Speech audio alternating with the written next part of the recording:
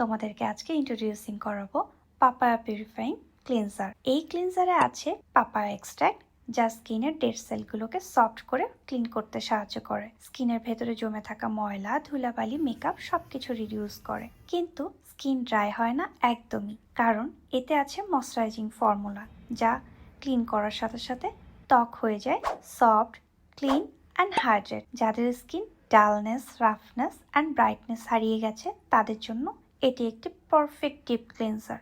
And পাও vitamin C এসেন্সে 98% papain extract, সাথে আছে ভিটামিন সি, যার কারণে স্কিনের ডেড সেল রিনিউয়াল করতে সাহায্য করে, স্কিন টোনকে আরও ইভেন অ্যান্ড ন্যাচারালি ব্রাইট করে।